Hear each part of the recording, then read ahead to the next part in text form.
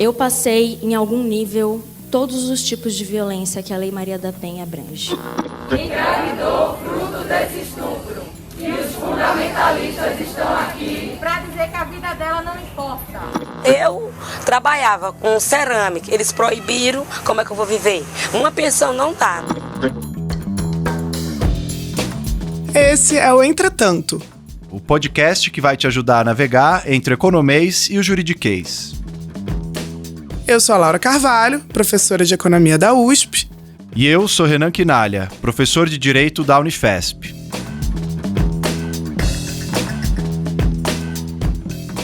Nesse episódio, vamos discutir os direitos das mulheres e a desigualdade de gênero na pandemia.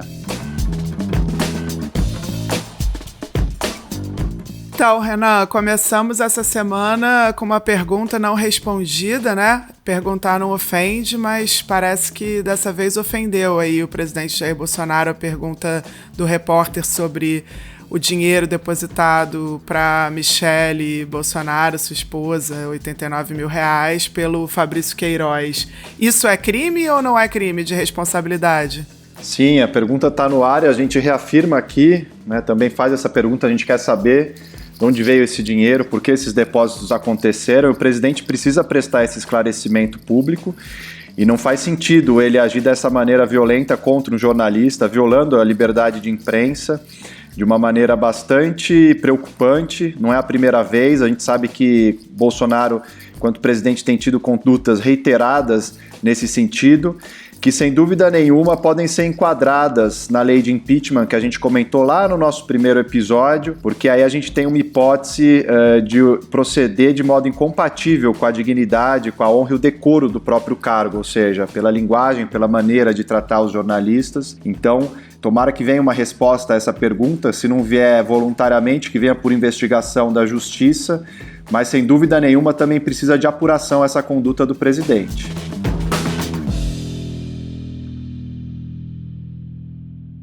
Então hoje, finalmente, a gente vai cumprir uma promessa que a gente fez há alguns episódios, né, Renan, de fazer o episódio inteiro voltado para questões de gênero e desigualdade de gênero. E começo te perguntando, então, sobre o caso recente de estupro da menina de 10 anos, que acabou colocando em evidência algumas dessas questões que perpassam o campo do direito.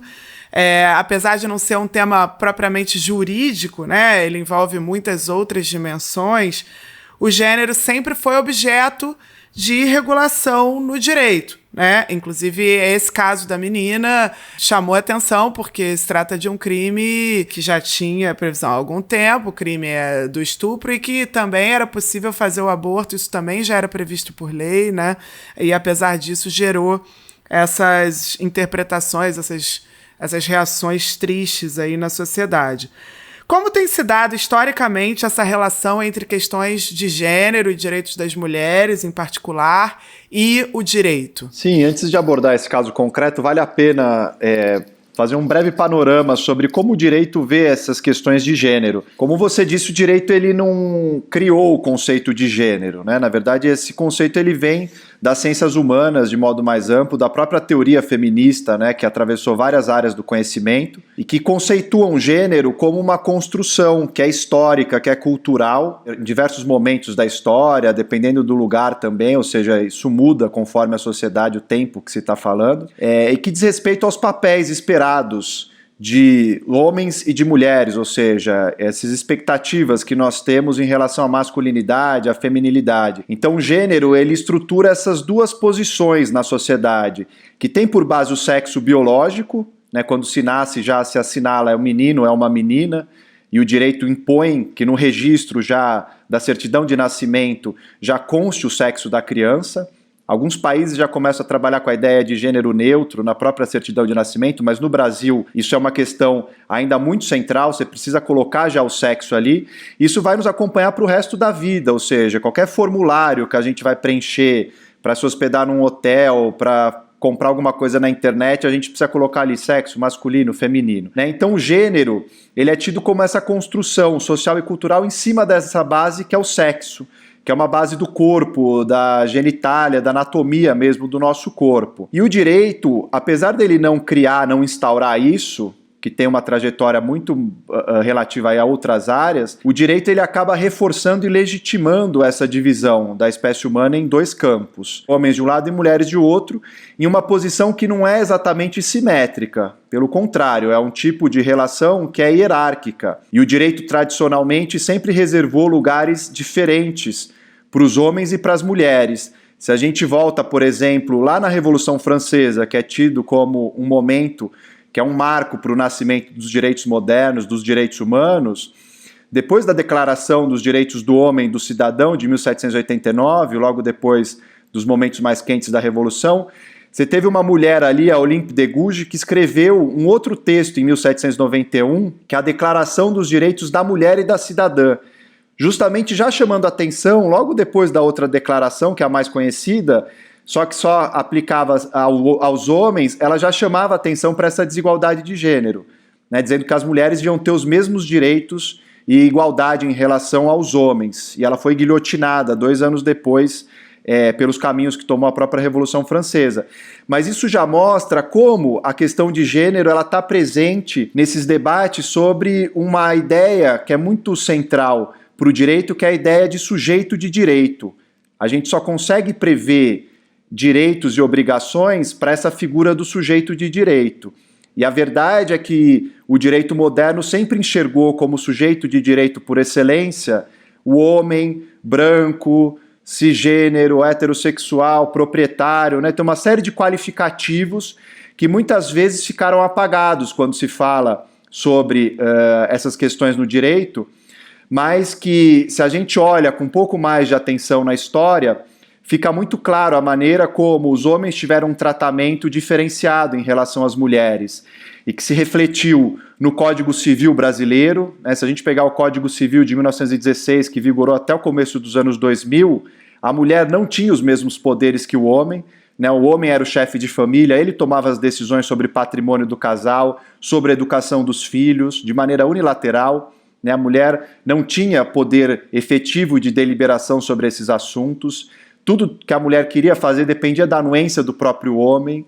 Se a gente olhar no Código Penal de 1940, havia uma série de crimes, isso, houve modificação depois dos anos 2000, mas muito recente, mas eram crimes aplicáveis somente às mulheres, né? A ideia de mulher honesta que estava consagrada no Código Penal, né? Então tem uma visão muito moralista embutida ali, justamente aplicável às mulheres. Então a gente pode dizer que o direito, com essa função dele de conservação da realidade, né, de estabilização de uma ordem social, né, de colocar as regras de funcionamento para a sociedade, o direito acabou reforçando muito as desigualdades de gênero, né, e é um movimento muito recente as mudanças em relação a isso. Pois é, então, passando para essas mudanças, né, eu acho que recentemente o direito acabou sendo visto como uma arena para afirmação da cidadania reprodutiva e sexual e de direitos das mulheres, né? Várias normas foram sendo alteradas, tanto a nível internacional quanto aqui no Brasil, para proteger as mulheres. O que você destacaria nesse avanço? Sim, o direito foi sendo atravessado por essas lutas, né, do movimento feminista, das mulheres organizadas, e isso gerou frutos importantes, tanto do ponto de vista de leis que foram reconhecidas, como políticas públicas, né? Apesar do Brasil ainda ser um país com muita violência de gênero, são dados assustadores de violência de gênero no país, a gente também teve afirmação de direitos, sobretudo num período mais recente. E digo mais recente porque a Constituição de 1988 ela foi um marco, inclusive para a gente reavaliar esses diplomas normativos, esses códigos que vinham de um período anterior, como que eu mencionei, o Código Civil de 1916, o Código Penal de 1940, que ainda está em vigor. A Constituição de 1988, pela primeira vez, ela vai consagrar a igualdade plena, ao menos formal, né, mas também material, entre homens e mulheres. Isso está no artigo 5º, inciso 1º. Vai ter o chamado lobby do batom na Constituição de 1988. Apesar das mulheres representarem pouco mais de 5% da bancada da Constituinte, e apesar de estarem em partidos de ideologias muito distintas, elas vão conseguir se unificar para algumas questões e vão inscrever na Constituição determinadas reivindicações tradicionais, né, das mulheres no Brasil. O presidente da Constituinte ficou emocionado ao agradecer a colaboração de todos, especialmente da mulher na Constituinte. A atuação das mulheres nesta casa foi de tal teor que, pela edificante força do exemplo, aumentará a representação feminina nas futuras eleições. Então, a licença maternidade de 120 dias, né, vem ali na Constituição, mudando a própria CLT, que é anterior. As mulheres terem direito pleno também à posse da terra, né, igualdade de salários, previsão de mecanismos para lutar contra a violência doméstica, que vai demorar para regulamentar, que vai vir com a Lei Maria da Penha em 2006, mas já tem previsão ali específica. Confirmação da lei do divórcio, que foi aprovada em 77. Direito à creche, enfim, uma série de avanços, mas também restrições. Então, a questão do aborto, por exemplo, que é um tema clássico dos direitos sexuais e reprodutivos das mulheres, não passou na bancada da Constituinte, porque já havia uma maioria conservadora no Congresso ali Constituinte que acabou impedindo o avanço dessas propostas. Mas isso foi um avanço muito significativo ali em 88 e deu as bases para as próximas legislações e para os tratados internacionais que o Brasil também foi ratificando. Então, o Código Civil de 2002, que substituiu esse de 1916 que eu mencionei, o homem não é mais privilegiado na partilha de bens, não tem mais a expressão todo homem, pátrio poder, que também saíram do Código. A Lei Maria da Penha vai vir pouco tempo depois, em 2006, e ela vai introduzir uma série de mecanismos para prevenir a violência doméstica. Muitas vezes se acha que a Lei Maria da Penha só se aplica em relação ao cônjuge, né, ao marido, ao namorado, que mora com a mulher, e não é verdade, ela é muito mais ampla, né, ela é uma lei que se aplica e que tipifica violências que acontecem dentro do âmbito doméstico e que envolvam uma desigualdade de gênero. Mas pode ser o pai em relação à filha, né, um cunhado em relação à própria cunhada dentro da casa, um avô em relação à neta, um ex-namorado que esteja no espaço doméstico ainda conviva como um agregado, ele não precisa coabitar, né, mas também agredindo uma mulher. São várias as situações, se aplica, por exemplo, a lei ressalva isso no caso de casais homoafetivos, ou seja, casais de mulheres lésbicas, também pode se aplicar a Lei Maria da Penha, havendo violência doméstica. Então ela é uma lei muito ampla e ela é tida pela ONU como uma das leis mais avançadas no mundo de combate à violência doméstica, e ela vale para os vários tipos também de violência, não é só a violência física, que é esse tipo de agressão contra a mulher, que ofende a própria integridade física, mas também violência psicológica, né, qualquer tipo de dano emocional que diminua a autoestima da mulher, a violência sexual. Esse caso do estupro é um exemplo, né, de violência sexual. A violência patrimonial também, quando se retém os bens da mulher, os documentos, né, de alguma maneira tentando chantagear, criar um tipo de empecilho para que ela possa ter a autonomia dela. A violência moral também, né, que é bastante praticada, ainda mais em tempos de redes sociais, que envolvem calúnia, difamação, injúria, né, contra a mulher. Então, se nota que essa é uma lei muito ampla do ponto de vista das violências que ela encobre, né, dos casos que ela tipifica e das medidas protetivas. Ela inovou muito nisso também. Então, ela é uma lei que prevê atendimento multidisciplinar para a mulher, né, então não basta simplesmente ter um atendimento policial ali no caso de uma violência sexual. É a ideia de que tenha que haver também uma rede de outros serviços prestados pelo Estado para acolher essa mulher, dar condições para ela se recuperar daquela situação de trauma, né, poder se libertar em relação àquela relação abusiva. Então há uma série de previsões importantes, de medidas de urgência também de afastar o homem do âmbito doméstico, né, o agressor, ou mesmo de proteção da própria vítima. Agora é evidente que nem tudo isso está implementado. Ela é uma lei de 2006, ela já tem aí quase 15 anos, só que ela é uma lei que ainda não está totalmente implementada pela falta de estrutura no Estado brasileiro. A gente tem visto corte de orçamento sistemático da pasta de mulheres no governo federal, que tem afetado a implementação, inclusive, do que prevê a Lei Maria da Penha. E além disso, né, dessas normas domésticas que eu destaquei, também valeria mencionar normas internacionais importantes. A gente vem desde o fim da década de 70 num processo de afirmação dos direitos das mulheres, e um exemplo é a Convenção sobre a Eliminação de Todas as Formas de Violência contra a Mulher, da ONU, que é de 1979, que vai inspirar vários países a também adotar legislações domésticas nesse sentido. e a Convenção Interamericana para Prevenir e Punir e Erradicar a Violência contra a Mulher, que é de 1994, que é do Sistema Interamericano de Proteção aos Direitos Humanos, que abrange o Brasil também, e que é super influente. A gente só teve a Lei Maria da Penha porque esse caso ficou impune de agressão a Maria da Penha, o marido tentou matá-la por 2 vezes. Eu acordei com um estrondo muito forte dentro do meu quarto, né, do nosso quarto, e eu quis me mexer e não consegui. Aí imediatamente veio o pensamento, puxa, o Marco me matou, atingiu a medula, e eu não mais tive nenhum movimento. A justiça brasileira foi muito negligente nesse caso. Finalmente não, finalmente demorou 8 anos para ele ser julgado. Ele ficou impune, o agressor, e aí esse caso vai até o Sistema Interamericano de Proteção aos Direitos Humanos.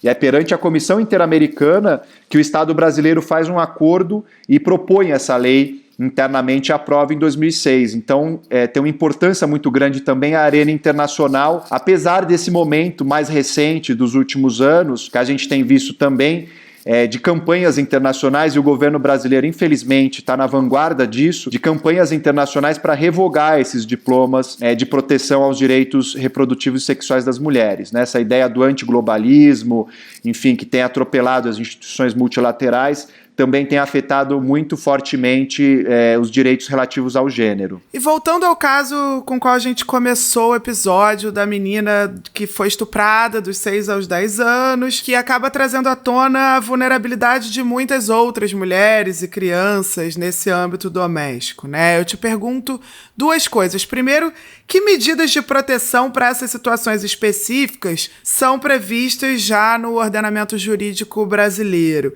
E segundo, eu acho que é bom a gente esclarecer, né, ainda mais com esse caso em que ficou tão clara essa diferença entre o que a lei prevê e o que a sociedade, o que parte da sociedade está entendendo, né? Em que situações o aborto é hoje permitido no Brasil? Sim, esse caso acabou trazendo à tona uma discussão muito ampla sobre o direito ao aborto. E é evidente que essa é uma discussão fundamental sobre a autonomia reprodutiva das mulheres, sobre as mulheres decidirem em relação ao próprio corpo.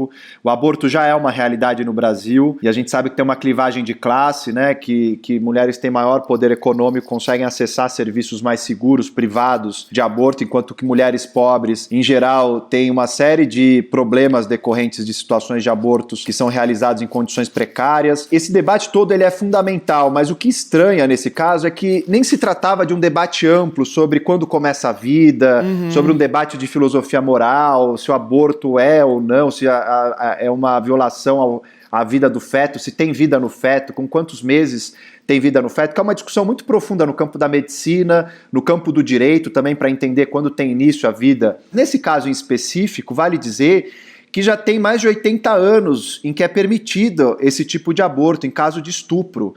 Né? No nosso Código Penal de 1940, que eu mencionei antes, já havia essa previsão de o aborto, em caso de estupro, ser uma exceção em relação à proibição de aborto. Porque o nosso Código Penal criminaliza o aborto, tanto a mulher que faz, como a pessoa o profissional que realiza, né, o procedimento, mas já havia essa exceção há 80 anos, ou seja, o que gerou um estranhamento muito grande nesse caso é como que essa menina que já vinha sendo estuprada, pelo que mostra a denúncia, dos 6 até os 10 anos, né, por alguém do núcleo familiar, possivelmente, né, quem está sendo acusado, investigado como principal suspeito é um tio que frequentava, portanto, a casa, né? Como que isso, quando chega como uma denúncia, teve que virar um caso para o Ministério Público fazer um pedido, né, para isso ir até o judiciário. O juiz, quando julgou, disse claramente na sentença que não precisaria ter chegado até ali esse caso, que é um caso claro já da lei, já deveria ter sido realizado. Né? E o sistema de saúde, por alguma razão o hospital que foi procurado,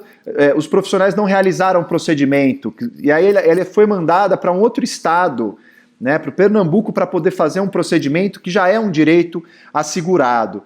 Então a gente nota aí como que funciona muito mal ainda o direito do ponto de vista da promoção dessas garantias de gênero.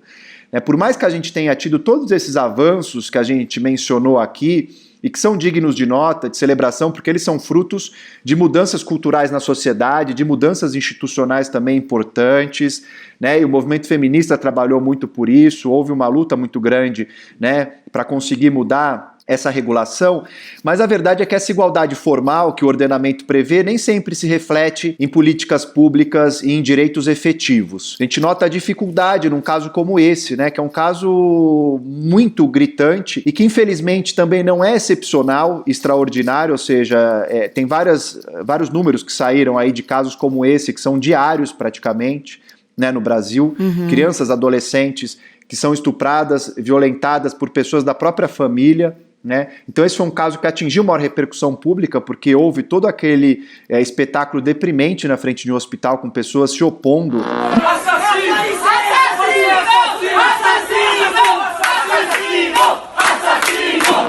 Mas o corpo da mulher se torna um objeto da sociedade de uma maneira que isso virou uma questão, né, super politizada, foi um ato público feito ali para não deixar que o procedimento médico, que era a vontade da menina e dos representantes legais, né, dos avós, no caso dela, se efetivasse. Então é um caso que mostra ainda a ineficiência desses serviços públicos e quanto a gente precisa melhorar do ponto de vista do tratamento e do acolhimento, né? Apesar da previsão legal existir, a gente não conseguiu ainda converter isso em serviços públicos tão efetivos da maneira como eles precisam ser, porque são casos muito delicados. Não dá para você impor a uma vítima que já está fragilizada, sua família que já está fragilizada, por exemplo, ter que fazer uma viagem, né, para um outro estado do território brasileiro para poder exercer esse direito. E esse caso, além de revelar isso, né, uma dificuldade ainda do serviço público, revela o retrocesso que nós temos assistido nesses debates sobre direitos sexuais e reprodutivos,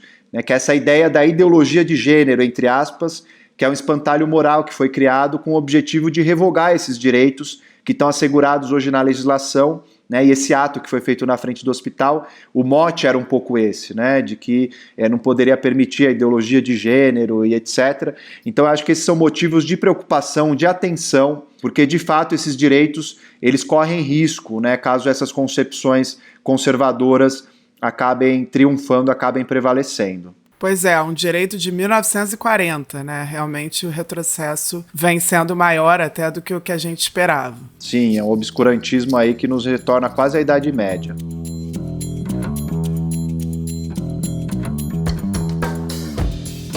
E no próximo bloco vamos falar sobre a economia do cuidado e o aumento das desigualdades entre homens e mulheres durante a pandemia.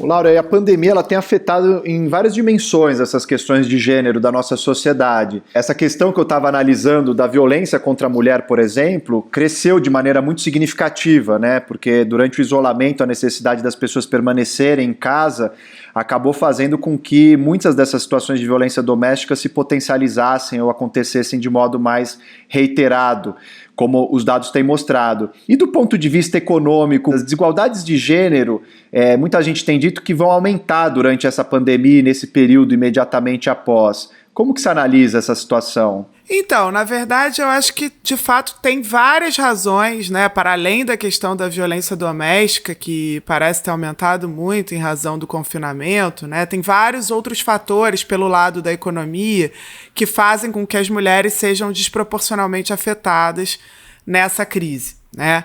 O primeiro conjunto de fatores tem a ver com o fato de que uma proporção alta das mulheres trabalha em setores que foram muito afetados por essa crise, né? Então, saiu um relatório sobre isso da OIT, que analisa dados do mundo inteiro e que conclui que, no mundo, quase 510 milhões de mulheres, ou seja, 40% de todas as mulheres que estão empregadas na força de trabalho, trabalham nesses setores que são muito atingidos por esse colapso econômico causado pela pandemia, né? Incluindo, por exemplo, serviços de alojamento e alimentação, de comércio e varejo, setores ligados a serviços de atividades administrativas, corretores, né?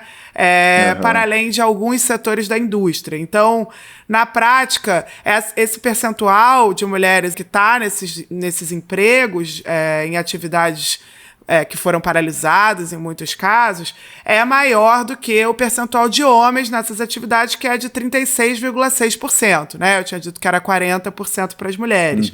Essa proporção e essa diferença elas são ainda maiores no caso de países da América do Sul. Então, a OIT aponta que em países da América do Sul, 45,5% das mulheres estão empregadas nesses setores considerados mais vulneráveis ao choque, ante 42% dos homens, né? Então, enfim, de fato, a gente tem já um primeiro eixo de desproporção, aí, vamos dizer, que é em relação a essa dimensão dos setores de atividade em que as mulheres trabalham mais, né?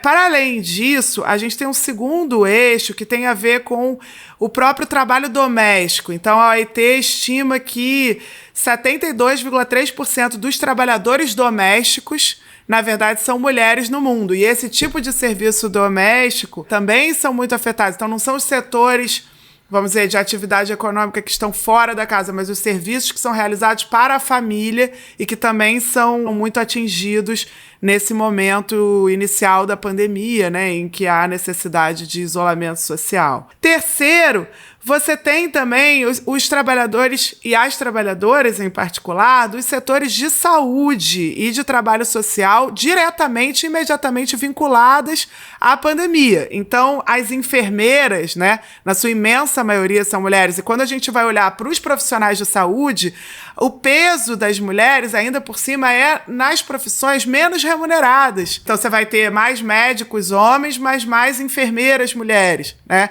Então, não só você está falando de mulheres que estão muito sujeitas à contaminação pelo vírus, né? Como, na prática, são mulheres que são mais vulneráveis que já têm uma renda menor, que já têm um acesso menor de infraestrutura e de outros elementos que afetam, né? Inclusive podem contaminar suas famílias, etc., porque vivem muitas vezes com alta densidade no dormitório ou no domicílio. E, finalmente, o quarto eixo em que afeta desproporcionalmente as mulheres é aquele que tem a ver com a divisão do trabalho doméstico, né, das atividades de cuidado, com o trabalho remoto, em muitos casos. Então, esse vale até para as mulheres menos vulneráveis, para as mulheres que estão também nas faixas mais altas aí da distribuição de renda. Fazer home office, dar conta sozinha de trabalho, filho pequeno e afazeres da casa em meio à pandemia é uma missão ainda mais desgastante. São muitos pratos para que a gente equilibre. Tá bastante cansativo, bastante puxado, bastante intenso. E aí é assim, uma questão de trabalhar bastante a mente para que a gente não surte. À medida em que, claro, o fechamento das escolas e das creches fez com que as mulheres tivessem que se dividir mais ainda, né? Não que não houvesse já antes um conflito aí entre o tempo que precisa ser dedicado para o cuidado de crianças, para o cuidado de idosos, para os outros afazeres domésticos e o trabalho, né? Mas certamente a pandemia ela exacerbou, né, de maneira brutal esse conflito, e já há previsão, né, de que as mulheres, inclusive, vão ter uma saída maior do mercado de trabalho nessa pandemia, da força de trabalho. Então, inclusive, as estatísticas que têm saído já de emprego, de perdas de empregos, a gente tem que ter muito cuidado na hora de olhar para elas, porque parece que a taxa de desemprego nem subiu tanto quanto esperado, porque muita gente saiu da força de trabalho, nem está procurando emprego. E quem são essas pessoas, né, que estão saindo da força de trabalho?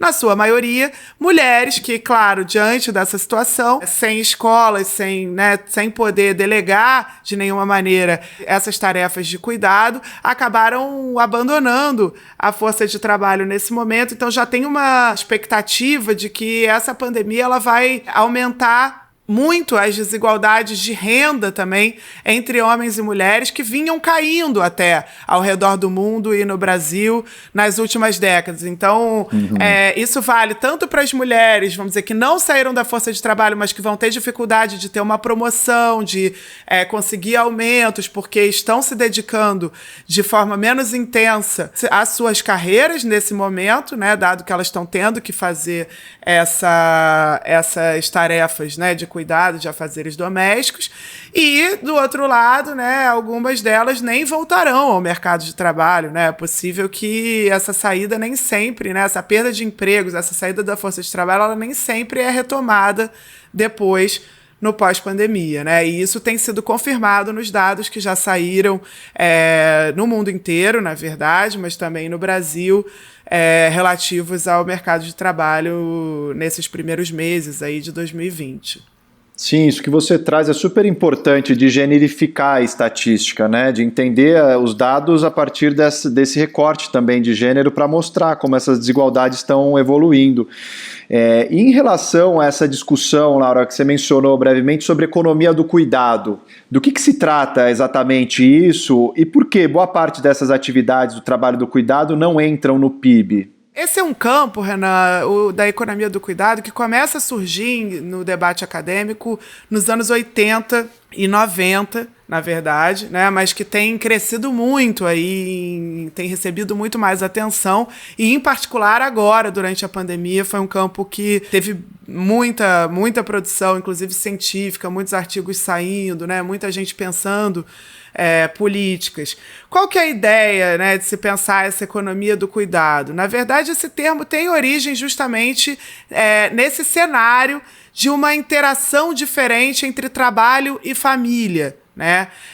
Na verdade, quando a gente tem esse aumento da participação feminina no mercado de trabalho, que é uma tendência ao redor do mundo já de décadas, né, você acaba fragilizando aquele modelo anterior, o modelo familiar tradicional, vamos dizer, que é a do homem provedor, que trabalha, e da mulher, que é a cuidadora, na prática, né? Que cuida das crianças, dos idosos e da casa, né? Do lar. Esse aumento da presença feminina no mercado de trabalho vai fragilizando e vai alterando e criando outros modelos, né?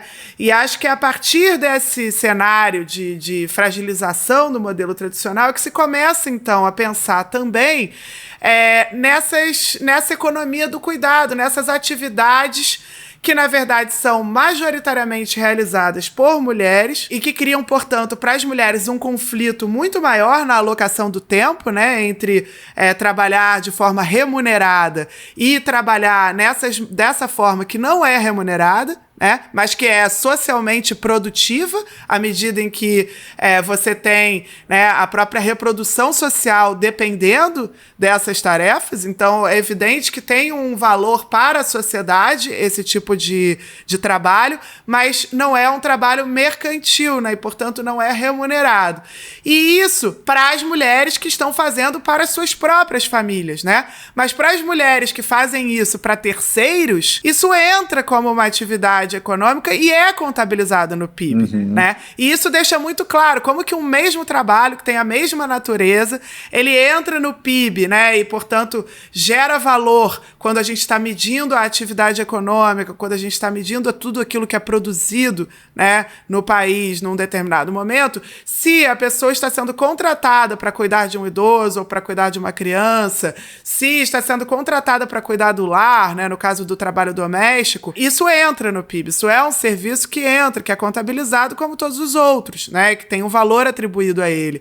E aí, se a pessoa está fazendo isso para a própria família, né, não entra. Então, isso começa a criar a ideia de que você tem, na verdade, um PIB oculto na economia, né, que é um valor que está sendo gerado, uma produção que está sendo realizada, mas que não está sendo contabilizada no nosso sistema de contas nacionais, que é o sistema que o IBGE, no caso brasileiro, divulga, em que entram todas essas atividades econômicas, né? Inclusive se defende que tenham contas satélites para tentar fazer essa contabilidade, de alguma maneira incorporando isso no sistema de contas nacionais. Tem um estudo que foi feito pelo Considera e de Sabato em 2016, que estima que desse PIB velado, porque você também tem outras atividades que são feitas que não são contabilizadas no PIB, 83,5% na verdade, de mulheres, né? Então veja que quase todo esse PIB velado, né? Porque você também tem outras atividades que ou são informais, né? Ilegais, que de alguma maneira também geram valor, mas que não estão sendo contadas, né? Mas 83,5% são essas atividades feitas por mulheres. E ainda nesse tema, Renan, da economia do cuidado, um artigo da Helena Hirata, de 2015, na verdade, pensou modelos diferentes de gerir esse conflito entre trabalho e família. São 4 modelos, né, quando a gente está pensando nessa alocação do tempo entre família e trabalho, né? Entre cuidado e trabalho. O modelo tradicional que eu já comentei, né? Que é o em que as mulheres cuidam e os homens provêem, e essa divisão, né? Que a gente tinha antes, majoritariamente. Você tem o modelo de conciliação, que é aquele em que as mulheres tentam equilibrar trabalho e família, mas são elas ainda que são responsáveis pelo cuidado, que, aliás, é o que a gente talvez veja aparecer ainda mais nesse momento de pandemia. Você tem um modelo chamado de um modelo de parceria, em que mulheres e homens partilham as tarefas do lar e dos cuidados com a família e trabalham.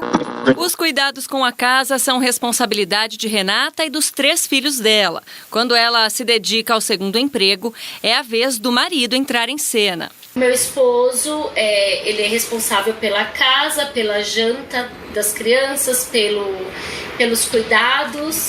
E você tem o chamado modelo de delegação. O que é o modelo de delegação? As mulheres atribuem a outras mulheres as suas tarefas do lar.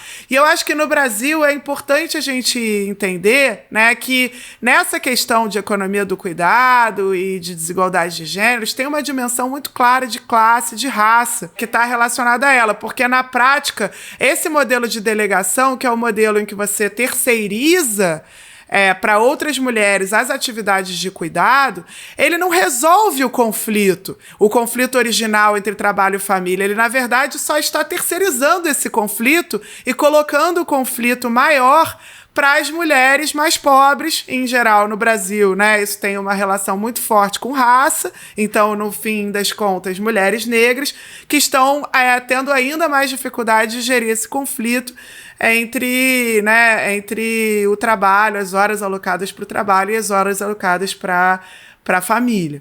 O trabalho de Andréia é lavar a louça, limpar tudo direitinho e cuidar por algumas horas dessa senhora de 89 anos, que tem a saúde bem delicada. Faz parte do grupo de risco. As mulheres pobres, portanto, elas são muito penalizadas em toda nessa criação, nessa economia do cuidado que está se pensando hoje sobre esses conflitos que estão sendo gerados, essa crise do cuidado. Já se fala numa crise do cuidado, inclusive por conta do envelhecimento populacional. Então, para além da participação feminina maior, né, no mercado de trabalho, você também atravessa um período que é de aumento da expectativa de vida. Então, você tem um aumento da proporção de idosos, e aí você tem, claro, ainda mais domicílios, né? No Brasil, você tinha um dado ali de 2015 de que 20% das mulheres entre 16 e 59 anos participam do mercado de trabalho e cuidam de crianças pequenas de 0 a 6 anos. Mas 18% cuidam de idosos no domicílio, né? E 19% dessas mulheres que estão no mercado de trabalho, elas têm ao menos um idoso e uma criança de 0 a 6 anos para cuidar, né? Se a gente vai olhar para as mulheres pobres, na verdade elas são ainda mais penalizadas. Não à toa, 26% das mulheres no primeiro decil de renda, né, que são os 10% mais pobres, nem têm trabalho remunerado, porque na verdade estão se dedicando inteiramente a essas atividades de cuidado, né? E só 17,5% das famílias, na verdade, acessam esse trabalho doméstico terceirizado, ou seja, de acordo com os dados da pesquisa de orçamento familiar, só 17,5% das famílias tem algum tipo de empregada doméstico, né? Alguém que faça, para quem delegar esse tipo de tarefa, e só 10% declaram não realizar nenhum afazer doméstico, né? Então, na prática, a gente também tem outras dimensões de desigualdade, que tem a ver com raça, que tem a ver com renda, que estão muito relacionadas com a maneira com a qual a gente tem que pensar na economia do cuidado e na forma, né, de resolver esses conflitos no caso brasileiro. Sim, daí a importância da interseccionalidade, né, que é um conceito que emerge na teoria feminista do direito e que vai sendo apropriada por vários outros trabalhos e áreas, mas que remete a essa ideia de um cruzamento desses marcadores sociais de diferença que criam desigualdade. Então, raça, gênero, sexualidade, etnia, enfim, que devem ser levados em conta, porque afinal fica muito claro até na história do feminismo, as mulheres brancas brigaram, né, no século XX, sobretudo, para ter uma inclusão no mercado de trabalho, pela liberdade de trabalhar, enquanto que as mulheres negras diziam, olha, a gente já está trabalhando há muito tempo e trabalhando em regime, né, de escravidão. Então, mostra essas diferenças mesmo dentro desse campo do gênero, né, entre as diferentes mulheres no plural. Exatamente. Em relação ainda a esse trabalho do cuidado, quais políticas que vêm sendo pensadas para valorizar esse trabalho na nossa sociedade? Então, Renan, na verdade, o principal eixo, né, que a gente precisa pensar, inclusive já foi proposto uma política nacional do cuidado, pensada para isso, até teve um projeto de lei que foi feito, mas nunca seguiu adiante, no caso brasileiro, para tentar pensar essas políticas, é a do Estado assumir pelo menos parte dessas responsabilidades pelo cuidado, né? Então, o primeiro eixo que a gente consegue pensar é, ao invés de transferir toda essa responsabilidade do cuidado de crianças e idosos para famílias, né, como que o Estado pode absorver ao menos parte dessas responsabilidades, ajudando, então, a reduzir, a mitigar esse conflito entre trabalho e família que está recaindo desproporcionalmente sobre as mulheres, né? Então, por exemplo, políticas que envolvem um acesso maior à educação infantil, né? Então, não só creches, mas também no ensino fundamental e na escola, no próprio ensino médio, passar a escola para tempo integral, né? Então, isso é algo que a gente vê que outros países, né, majoritariamente têm escola em tempo integral, né? Aqui no Brasil ainda predomina uma escola em tempo parcial, né? Isso é claro que já recai com uma exigência maior, né, de horas trabalhadas com cuidado nas famílias, né? Uhum. Também políticas de cuidado para idosos, né, que a gente viu que justamente estão aumentando, né? O lado das crianças, até se a gente olha para a queda da taxa de fecundidade desde das últimas décadas, desde os anos 60, né? É algo brutal. Então, a taxa de fecundidade no Brasil, número de filhos, né? Em média, nos anos 60, de mais de 6, né? Isso já caiu para menos de 2, 1,7. Quer dizer, houve uma diminuição já do número de crianças para cuidar, né? Mas esse número de idosos está aumentando. Então, você precisa pensar cada vez mais atividades que estão ligadas não só aos serviços de saúde, né? Mas também serviços de atendimento aos idosos, de cuidado dos idosos, que possam aliviar esse conflito, essa tensão aí que está afetando muito as mulheres, né? E, além disso, o que tem se discutido atualmente sobre a renda básica universal e outras formas de proteção social e transferência de renda também tem um impacto para mulheres, né? Inclusive, uma das defesas que se faz de que a renda básica seja universal e não condicionada, ou seja, não focalizada apenas em quem é muito pobre, né, e não tem nenhuma outra forma de renda, do trabalho, por exemplo,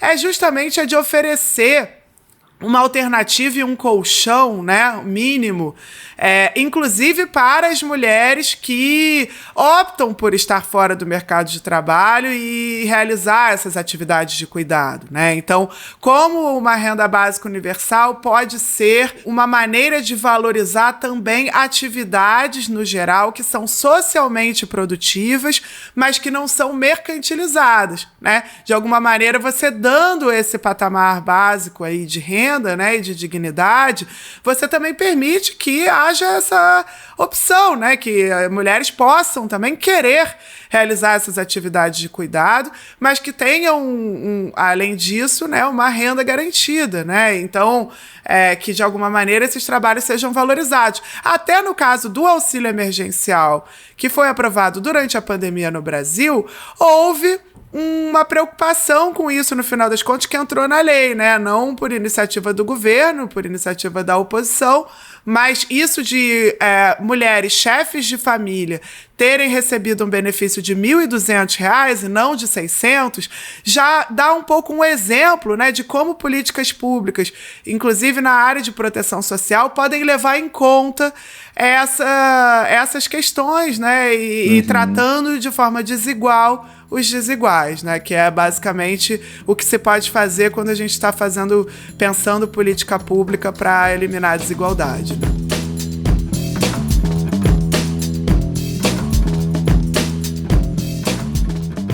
Então, Renan, o episódio de hoje foi também atendendo a pedidos, né, que a gente recebeu no entretantopodcast@gmail.com com a hashtag Entretanto. Destaco aqui mensagens que a gente recebeu da Michele Fernandes, da Ana Helena Batista Rodrigues, pedindo pra gente discutir direitos das mulheres e questões de gênero. E então eu já vou passar para a dica de hoje. O que você vai recomendar para os nossos ouvintes? Eu quero recomendar algo que se relaciona ao episódio de hoje, que é o trabalho da Rede Feminista de Juristas. A sigla é Defende, e o M de Maria no Defende, que tem um trabalho muito importante, essa rede de profissionais do direito, de advogadas, promotoras, enfim, juízas, e que tentam criar campanhas de conscientização, de educação em direitos das mulheres, e tem redes sociais, então dá para seguir lá no Instagram delas, que é @defende, com M de Maria, também no Facebook, vale demais acompanhar o trabalho delas. E você, Laura, o que você vai recomendar de dica hoje? Então, eu comecei a ler o livro da Patrícia Campos Melo, né, jornalista que foi alvo de vários ataques e fake news depois da divulgação daquele esquema de disseminação de mensagens pelo WhatsApp, né, durante as eleições de 2018. Sim, inclusive ofensas de gênero, né? Pois é, ela foi objeto de violência de gênero claríssima, né?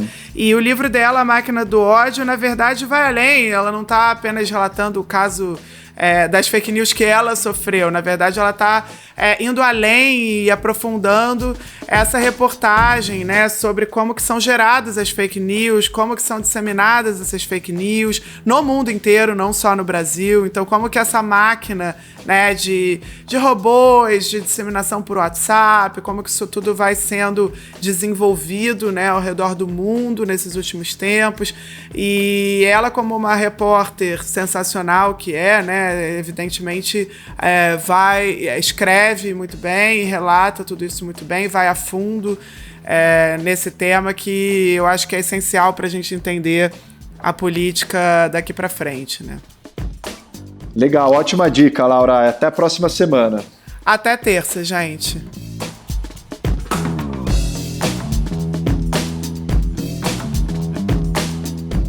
O Entretanto é uma produção da Mira Filmes, com direção do Bruno Orovics, edição da Júlia Leite do Bruno Orovics e produção do Gustavo Rosa de Moura e da Marina Persson. Para falar com a gente, mande um e-mail para entretantopodcast@gmail.com ou use a hashtag Entretanto nas redes sociais.